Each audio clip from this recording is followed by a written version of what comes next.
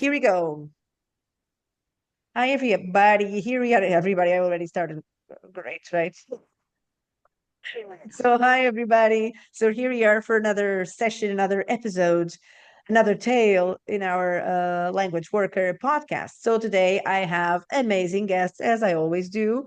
And I thought it would totally make sense to have Tiziana and Mafalda together because they are amazing women in business and they work in slightly different or very different areas. I don't know if they're very different because I'm sure that there's a lot of moments where they would meet, right? But we'll talk about that now that I think about it. But the truth is that the core of your business is not the same, but you have in common the fact that you're ladies, you're in this industry where a lot of the people who do the work are actually women, but a lot of the people who own agencies are actually men. So I really want to know your opinion about that too. But let's start with just a little introduction by our Mafalda, because I always explain this, right? So I've met Mafalda many times in person. She's my fellow Women in Localization Portuguese chapter, or Portugal chapter. Yes, that's the correct way to say it. And we have been, doing a lot of things in the same spaces lately. And of course, we met in person a couple of times. So I know Mafalda. Mafalda is my friend. Let's say that, right? And Tiziana, kind of the same happened, except for the fact that we never actually talked to each other, but we have been going to the same events and have been present in the same spaces. She's also in Women in Localization, not the Portugal chapter, and she will talk about that. But this is why I thought it was a great idea to have them both together, because why bring only one if you can invite two people, right? And I always like doing that, so that we could all get to know each other a little bit better, and for me to actually get to know Tiziana for the first time, right? So I kind of know what she does, but I want to know a lot more than that. So let's go. Thank you so much for being here, ladies. And as always, I will start with the person I met first, and that is Mafalda, of course. Thank you so much, Mafalda, for being here. So just a little bit of an introduction, no details, just, I'm Mafalda a little bit like that. Okay. First of all, thank you for having me. It's always a pleasure talking to you online or whatever. So my name is here. Mafalda already mentioned that I run MULTIvertentes, which is a Portuguese LSP based in Porto. Um, it's going to be 24 years this year, so a while. And we specialize in medical and healthcare content and work mostly for that vertical, although we also have other types of clients for our domestic market.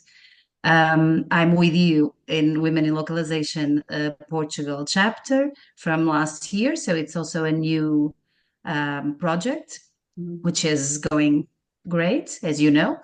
And I'm also LocLunch ambassador for Porto. For those of our listeners that already know any of those networks, they're both wonderful initiatives.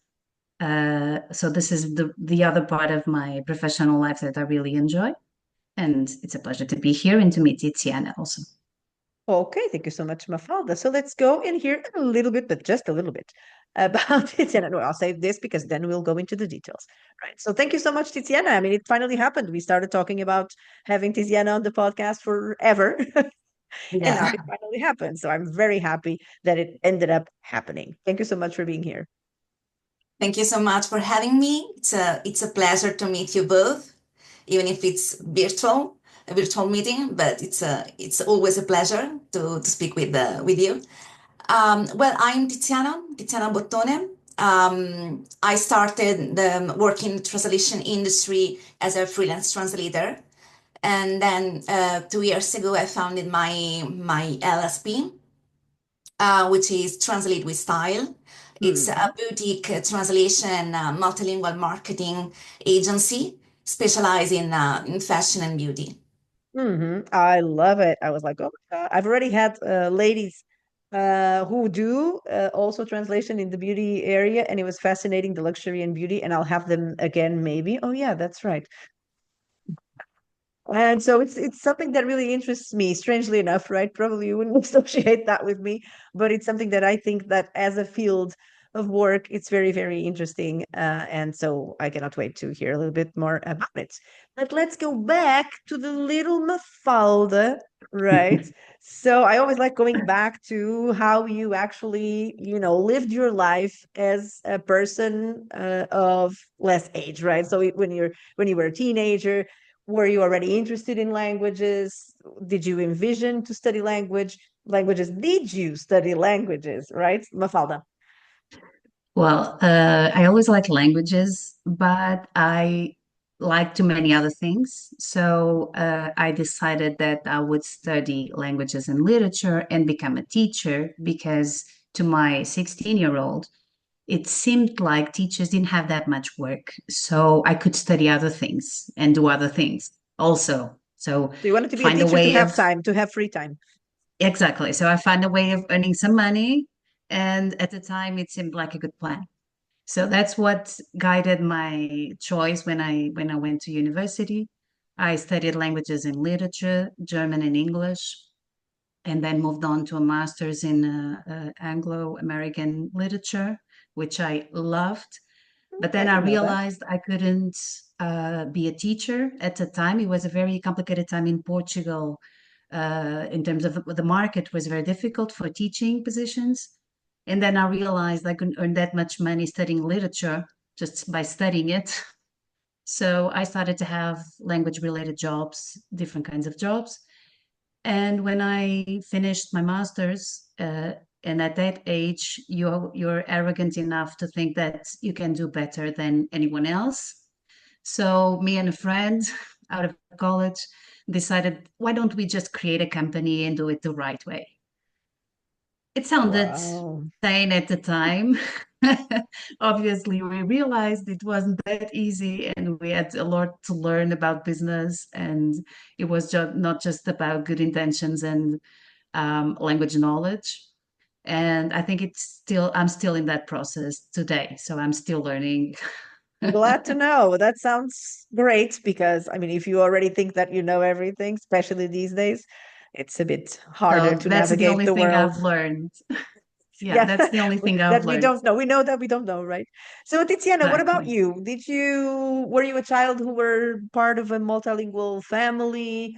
Did you study languages? Were you interested from an early age? Or because I've had guests of all types, like people who have LSPs in their families, which is insane. No, But it's not my case. a lot of people, I was very shocked, I have to say. I was not expecting that, but it's more common than I imagined. And people who actually, they didn't have LSPs in their family, but their family was already multicultural, multilingual. So it kind of came from that early age, which is obviously not my case. So all my interest came from me, from my head, and not from my family or any other type of context around me. So what was the story, Tiziana? Well, it's a quite a short story because no one in my family speak another language. Like me, Just right? yeah, just Italian, basic English.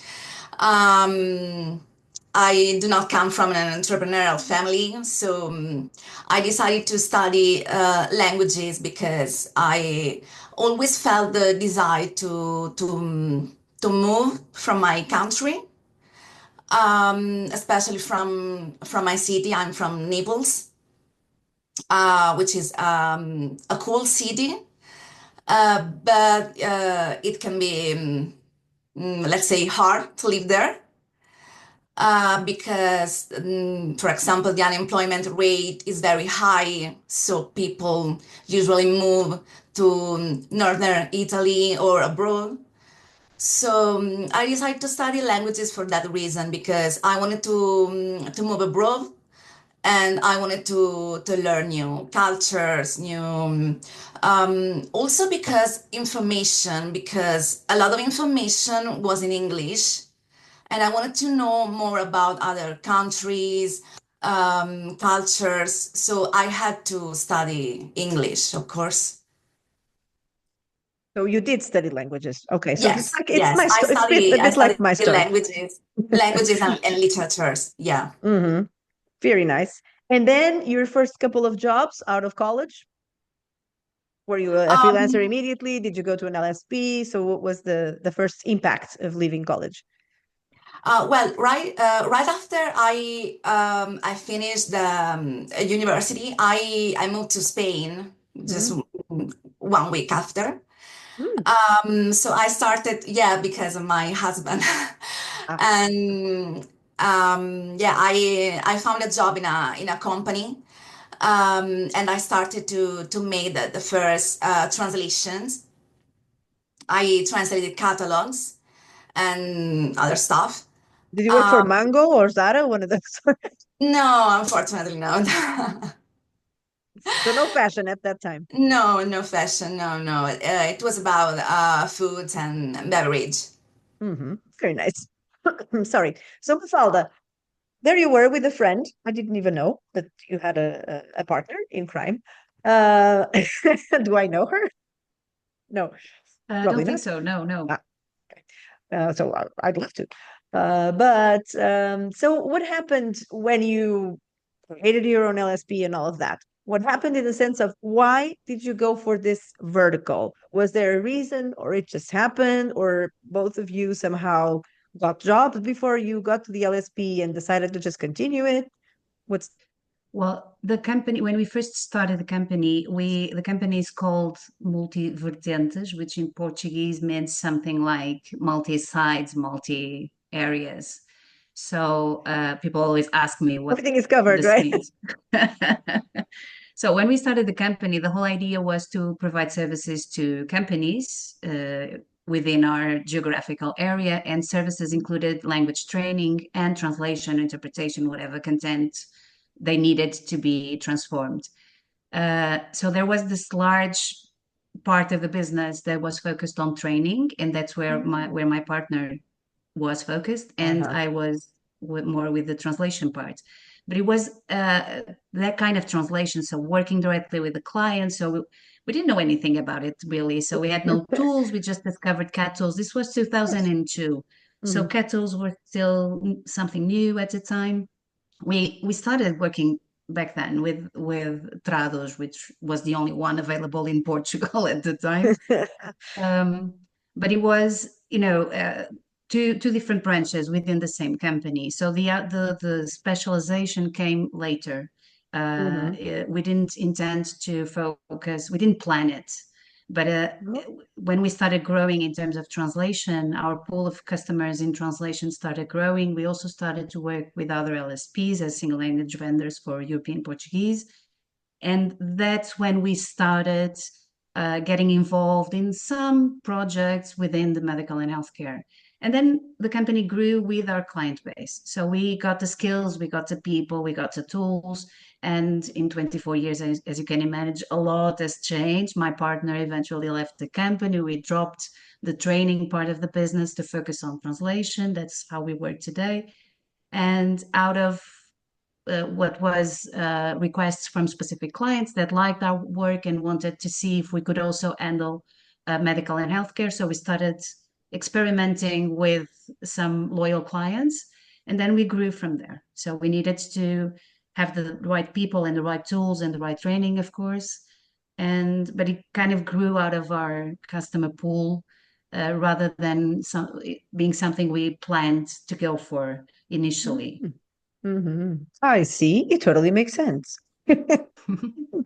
Yeah, sometimes we have the impression that this is it. We start a project and this is our goal, and then it doesn't go that way. Not even close, right? But I also didn't know that the fact that you called it multivertente also had to do with the fact that you also had training in all those things. See, I didn't know any of this. So this is why I have a podcast, so that I get to know people better. So, Tiziana, how did you go from translating these catalogs in food and beverage to fashion? Was this a long time process, or was it immediate? Did you translate as a freelancer in those areas before creating the company? So, what happened from the bar, beverage, and foods to fashion, which Yeah. is very different. Well, that experience only lasts 1 year Hmm. because I was not very happy in that company. And then I started my freelance journey. Uh-huh. So I have been a freelance translator during 10 years. Mm. I, s- mm, I used to translate for marketing agency, Hmm. and I translated from the very beginning for the fashion and beauty industry. Mm. So that I can say the specialization chose me, Okay. and I really enjoy it from the very first time, of course. Yes, I believe you, right? No, I just think that it's really fascinating, especially with the type of close relationship it has with the mainstream public, right? Because of course, life sciences and the type of things that Mafalda does, it's obviously also for many of them for the general population, I can imagine. But it's a almost like there's a reason, a practical reason why people need to get that kind of material. But fashion is a little bit different, right? So it's a matter of choice. It's like the emotional choice and all of that. That's why I think it's a really fascinating vertical or area, right? So what happened in the process, Tiziana, for you to decide to then create the company? Was it because you were focusing so much on fashion and beauty that you thought, oh, I really have to make this official, or what was the story? Why the No, company? No. no, basically, I'm sorry. Basically, because after so many years, I was getting bored about translation. Oh. Yeah, I also started to offering SEO, copywriting, Mm. and other services. And then I started my company because I wanted to challenge myself. I wanted to Mm. create something from scratch, something not really related to the localization industry in the sense that, creating a company. Um, it doesn't matter what kind of company it is, but it's a very long process. Mm. Of course. It's very hard. You have to dedicate a lot of time and effort. So yeah, I wanted to challenge myself. Sounds good. So, talking about challenges, Mafalda, about the business side of things, which is completely different, right? Than the language side of things, but in our lives, all of us have to combine it and somehow make them work, right? So, how do you see? Well, Tiziana has had a business for a short time. You have had a business for a long time. So, your whole life, you've been, Mafalda, a business owner.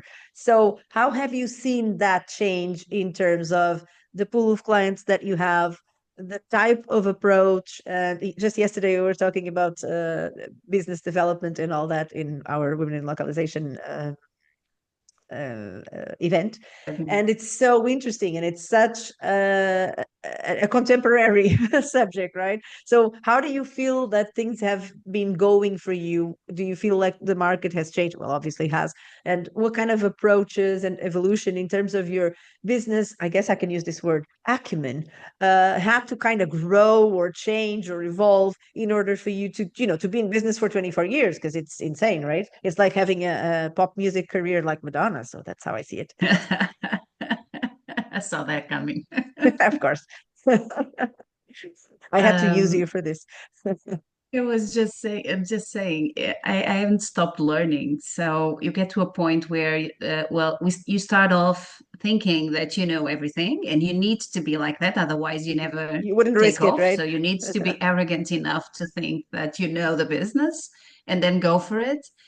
And it has changed immensely in 20 years. So, uh, from technology to how the market is organized, we started off providing services to local companies in those two verticals, and then moved on to, because we started having more requests from other MLVs.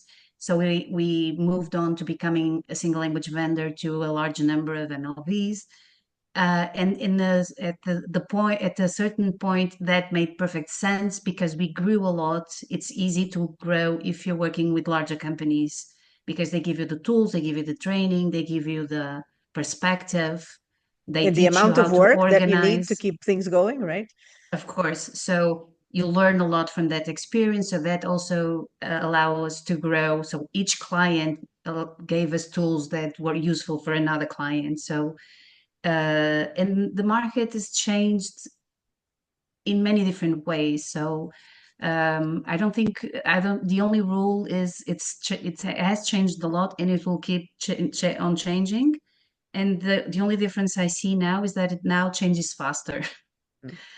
But it has been, you can never settle as an entrepreneur. So there's always something new that you have to be on the lookout for. You have to get new skills. You have to learn. You have to update your resources, technical resources, human resources.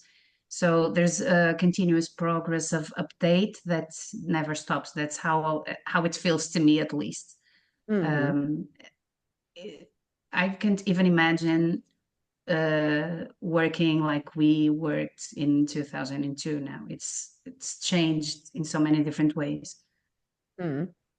So, Tiziana, you have just started your business, but you have started your business in a moment where most people would think that would be, not the right moment, because it's never the right moment, right? There's always No. reasons why. We always find a reason why it's not the right moment. But, in the mainstream, we would say that it was exactly when things change more drastically, and now we're living with the consequences of those changes. So, even knowing all of that, because obviously you were aware of everything that was happening, uh, I know that you did it to challenge yourself, but how have you seen the change from when you were a freelancer to now that you are a business owner? Did you feel the impact of the massive entry of AI in our lives immediately, or did you feel that creating the business and the evolution of the industry just happened at the same time by chance? Or did you feel like, oh my God, how am I going to start a business right now when things are changing so much?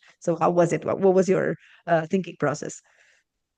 Actually, I launched my business the same year, the high of the AI. So Yeah, everybody told me, why are you doing that? of course. Why are you investing so much effort and money also in this idea? But it is something that I wanted to do so bad that AI won't stop me at all. And I believe that even if AI could improve at that level of precision, you always need the cultural and sensitivity that people has. Mm, So I still think that our jobs are really valuable, hmm and AI won't replace us. hmm Okay. Well, of course not. So, Mafalda, how do you feel that the landscape of your clients is right now in comparison to where it was when you started, or some years ago, like 5 or 6 years ago? Do you feel like you have the same type of clients? Do they want the same thing? Do they want the same services? Or do you feel like the clients themselves have gone through also an evolution or a shift Regarding AI or the market? regarding everything in the world, and our business somehow? So in terms of clients, our domestic clients, I always say the future is here, but it's not come to everyone at the same time yet. So there's different futures.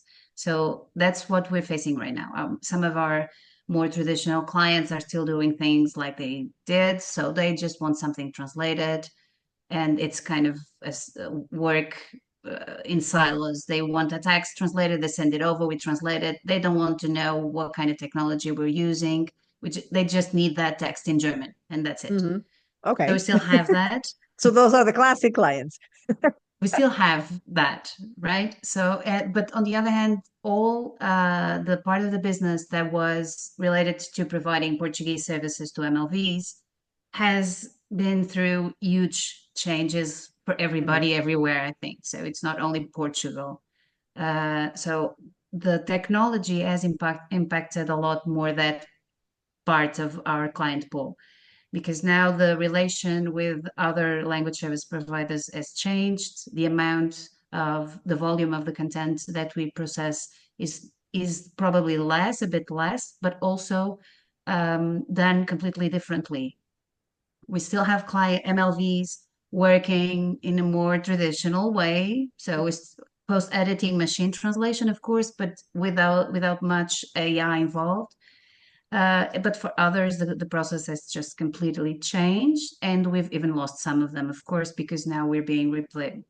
The added value that made sense maybe 6 years ago is not necessary now. So we in the process of, like many other boutique LSPs, I guess, of restructuring our value proposition, trying to find where we can add value in this new way of working with technology. And I think we can still have a valid contribution. We can still help other companies, but we'll be doing different things, obviously. We already do several different things, but it's still we're still in that process of reorganizing. For the people on the other future, so the other types of clients, for end customers, there's those that just do it as they always did. And now you get the AI conversation. So they want to know if we can do it faster and cheaper, if AI is reliable, how can we use it to create value in some way. So we're also having that conversation with the end customer. And the end customer for us is companies of all sizes. So for a more tech savvy person on the company side that we're talking to, there's one type of conversation. For others, there's also people that are very scared about technology. They want us to make sure that we don't use any of that. Yeah. So we get a bit of everything depending on the client profile. And the difficult part for small LSPs at this point, I guess, is how do we communicate with all these different people, and we have to have different narratives for each of them. So that's the main part, the main difficulty that we're facing. It's more about communicating the value in the right way, That and makes it's all very sense. fast, and there's too much noise going on, so it's difficult There's a to lot of keep learning to do every single day, right? It's insane. Yeah. How can we keep up with all that is happening all the time, right? So that there's a lot more work to do than before. I have the impression sometimes that we have to focus more on the stuff to learn than on the work itself, almost, to make sure that the work comes out smoothly, right? We have to learn so much these days. So, Tiziana, did you make a difference, or did you feel a difference in types of clients or services that you provided when you were a freelancer and now that you're a business owner? So is there a difference in the clients that you have and the services that you provide to them? Or is it just a continuum in terms of work? It just changed your status, right? No, well, as a company, I am offering, obviously, different languages, not only Italian. But I noticed that as a translator, because I'm still getting translation jobs from other companies, I noticed an increase of post-editing jobs. Also, creation of prompting. I did not accept this job, so I do not know more. But yeah, definitely, I think post editing it's increasing a lot as a freelance translator. But as a company, I do not offer post editing to my clients. We did some tests; they did not work because they have more creative tests. Of course. We do SEO translation, so post editing do not work. Yeah, makes sense. So what's so specific about beauty, that you feel that you can have a whole company focusing on that specific vertical? I guess it touches many things. Like, now that I think about it, with life sciences, I remember throughout my years here and there and there and there, projects that were actually a crossover, in fashion or whatever it was, and health, right? Let's say, for example, sex toys, lubricants. I remember having these projects at Amplexer, for example, and it was not so easy to decide what kind of person would be responsible, group of people would be responsible for these types of clients, because they are actually somewhere within, the mainstream realm, but also the health realm. So you have those projects, or what's the features of the projects that you have? What's specific about them? For what Um, specific industries do you focus on, one more than the other? More fashion, more beauty, more, I don't know, creams or yeah. nail polish? I don't know. So Well, right now we have a lot of projects about skincare Mhm. and hair care.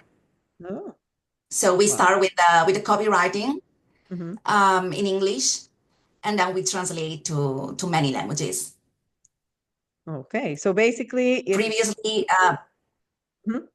we do the keyword research in different languages, and then we do the SEO translation. Mhm. And so you have now a group of freelancers working with you so that you can Yes. cover multiple languages.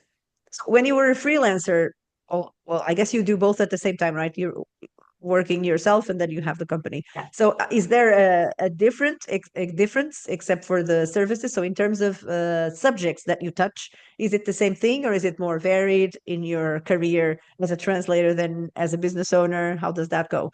Because I'm sure it's not only skincare and hair care, right? Well, as a translator, I translated a lot for sportswear. Oh. Yeah. Also about tourism, a lot. Mm. So then the beauty doesn't really, fashion and beauty comes into tourism, or is there a relation somehow? Or is it just because you do one No, thing? no, it happens. It happened. Lifestyle, tourism, fashion, Mm, in some way or another, everything is related. mm, The way you write, should be appealing, should be, engaging. mm. So But how technical is it for the skincare and hair care products? Is it very technical? Is it terminology intensive? Do you have to do a lot of research? Or are you more in the marketing part of things, and so it's a bit more, beauty of the text? yeah, well, right now we are creating product description Mm, for Amazon mainly, and for other marketplaces as well. So yeah, we should be creative. We cannot translate literally, of course. mm. We have It's to very take hard to do care a of. product description, right? It's very hard. I find it very hard. Do you even have like Yeah, because you character also restrictions? have character limitations. Then you Mm, have to introduce keywords. You mm. know, I always give the examples. Someone sent me some years ago a list of hats, and in English you have a lot of ways of referring to hats, right? It was in the sportswear area also. And in Portuguese, we basically have two or three words, and this is what we have, right?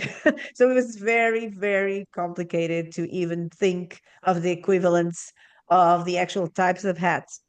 So I always find that, fashion, beauty, all these things are actually very terminology intensive, in the sense that languages don't look at very these objects that are very close to our reality, right? Because they're very part of your day-to-day life.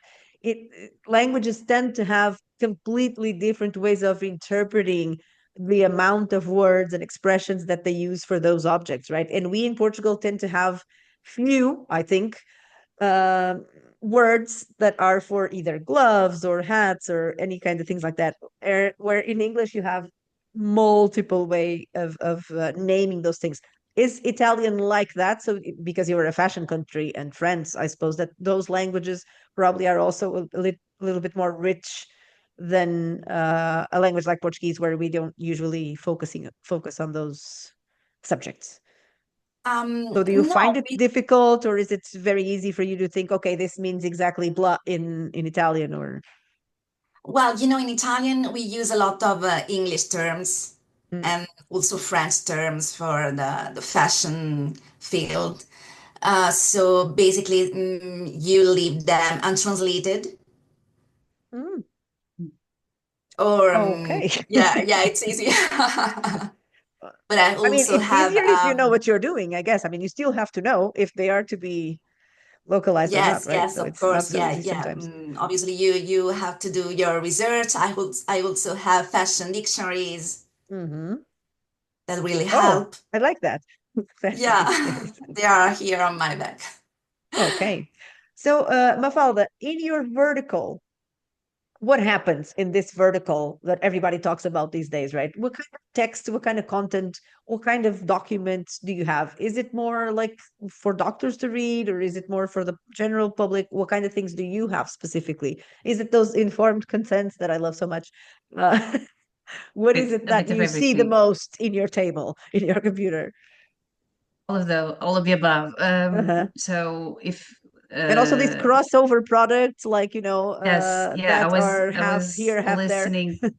I was listening to Tiziana, and I remember that we also did some work for a brand, for a Portuguese fashion brand many years ago, and it was challenging in terms of vocabulary because it required a lot of research and subject matter knowledge. And it wasn't easy to get that in Portuguese. So we have a lot of information in all other languages, but we kind Exactly. of had to. What we did with that specific company was take the translators there to see, to speak to them, and to have them explain, the fabrics and sewing processes. And it was really complex. And we needed to get it from the client. At that point, it was a large client, so it was worth the trouble to go there every now and then just to to speak to them and to learn more about the product. Not only the product and the marketing part, that it was kind of easier, but also the textile terminology in Portuguese, because I'm with you, so a hat's a hat. But it turns out there's lots of words for that in Portuguese too. We don't use them in our common language Exactly. Mm. conversations. So, but And then they did clients know wouldn't them. identify them either, right? So that's not so easy. The mainstream client.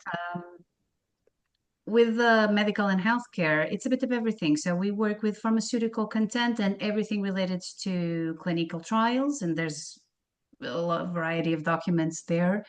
There's the regulation part that has different ways of being worked, and any client facing material follows specific rules. Um, it's with being a regulated industry, we also have to have a lot of information about European, American, Brazilian regulation, depending what you're translating and for which market. We also do a lot of marketing, and that also touches Tiziana's work a bit, I guess, because there's several cosmetic brands Hmm. that are also related to health, because they're skin products, Exactly. or there's also parts of it that's health and medical, and there's also a marketing part to that, and we tend to get a bit of everything. So there's legal, marketing, medical, everything within the same clients. And we work with different resources for that. So there's translators that are that have specialized in the marketing part, the SEO, and the more creative writing. If it's cosmetics, and if you're translating, product descriptions or anything related to sales. And then there's the scientific part.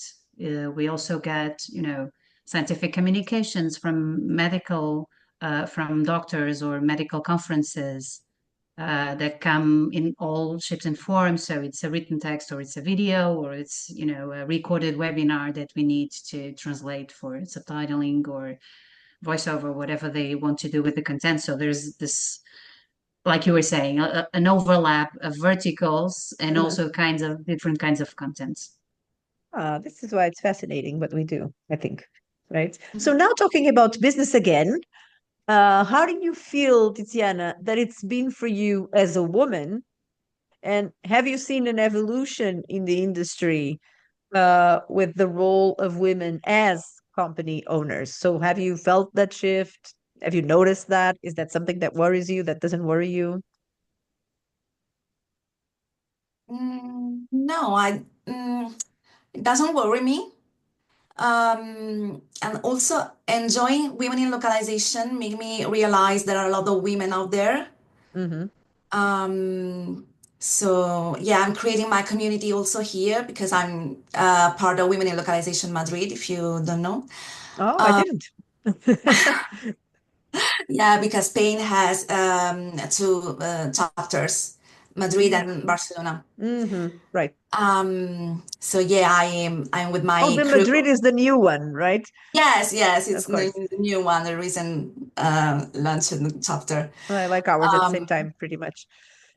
so yeah, basically, as a woman, I'm creating my crew because I needed women as a form of inspiration,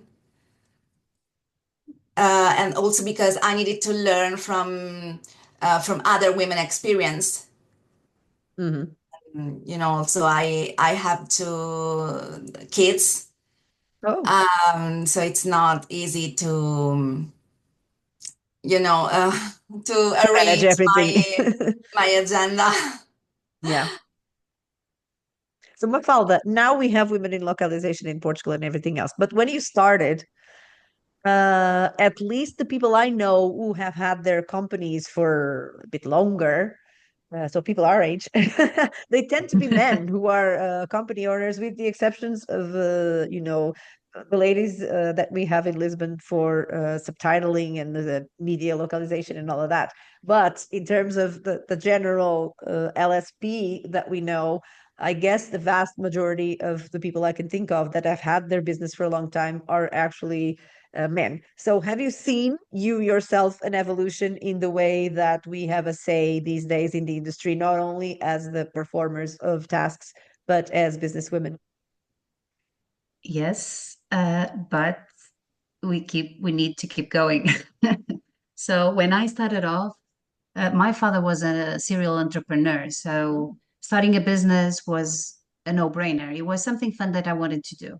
I didn't know what I was doing, obviously, but it never occurred to me that because I was a woman, I wasn't allowed to. I guess Portugal was a conservative, is still a conservative country in some ways, but I don't think that when I started comparing my cultural experience in Portugal, it wasn't bad. So there was nothing that stopping me from starting my business, except for some family members that found it funny that a woman in her early 20s, would want to start a business. So there was nothing that we were two girls. So, and in general, nobody opposed, nobody told us you won't be able to do it because you're a woman. I didn't feel that. But I have to tell you that what happened often was not as so much related to the fact that I was a woman, but to my age. So I used to go to the bank to, deal with some paperwork, and the person there would ask me to, everything's ready, you can take it for your boss to sign. Mm. And I would say that would be me, and I'm here so I can sign it. So, but it was because I was very young, and people would think that there was someone else running the business and not me, and not because I was, maybe also because I was a woman, but it was both things, age and gender. um, I've been engaged with women organizations of different kinds, and I do agree with what Tiziana was saying. We really need that kind of peer support to for us to know that there's nothing stopping us. We're perfectly able to raise our kids and do our job. And but there's a lot of work to be done, and in different cultures, this is even more so. When I started to be involved in international groups of women supporting organizations, I realized that I was privileged to be able to create my company 20 years ago, being a woman and being so young. Startups weren't a thing in Portugal at the time, so there was no ecosystem, there was no supporting network at the time. We just learned by doing. everything is very different now. So I don't think there presently this is not an issue. It's easy for women to launch their business and succeed, but we still have a lot of work to do in terms of um, mindset. And so that, because I think women do start, but then kids come up and then we have to choose, or we have to decide if we want to spend more hours with our kids or dedicate those hours to our businesses. And that's where I still think there's a lot of work to do, because it's not up to us. So the system needs to change a little, because we need to be with our kids and we need to be mothers also and be present for them. And that shouldn't affect the way we run our business, and it still does. With young kids, when they grow, it's easier, but we still have a lot of work to do there. And sometimes, like Tiziana was saying, just having a peer group that supports you and that tells you it's fine, you're tired, so you're not doing this today, and that's it. You're doing it tomorrow, and it's fine. But you need someone to, say it to you so that you don't feel frustrated because you're either missing the family part or the work part. So I think we still need to grow more, to continue doing that, to continue creating support groups, professional support. I mean, like women in localization. And I think it's wonderful that this year three new chapters launched around the same time. So yours in Madrid and ours in Portugal and Turkey, wasn't it? Yes. Also around the same time. So we're moving in the right direction, definitely. Very well said. So before we leave, final words, and I would ask, since it's still the beginning of the year, so Tiziana, what's coming this year? So are you just continuing your path and, doing what you do, or do you have plans, or the fact that you're now part of Women in Localization has changed things for you? So what's the year looking like? Well, as a business owner, obviously this year I hope to grow.